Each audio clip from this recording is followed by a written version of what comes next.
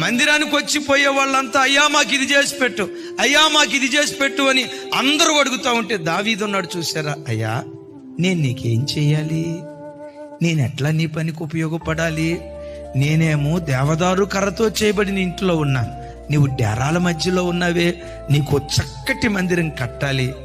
ఆ మాట అంటే దేవుడు ఆ మాట విని అబ్బురు పడిపోయి ఉంటాడు.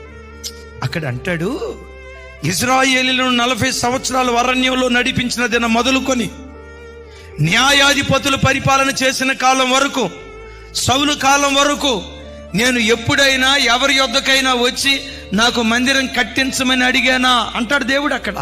అంటే పరోక్షంగా ఆ మాటలో ఉన్న అర్థం ఏంటో తెలుసా? ఎవ్వరికి రాని ఆలోచన నీకు వచ్చింది దావీదా, నా మనసు గెలుచుకున్నావు దావీదా.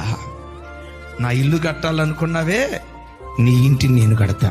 నీ ఇంటినే కాదు, నీ పిల్లల పిల్లలను నేను కడతా. భూమి ఆకాశాలు నిలిచి ఉన్నంత కాలం యెరూషలేము నిలిచి ఉంటుంది. యెరూషలేములో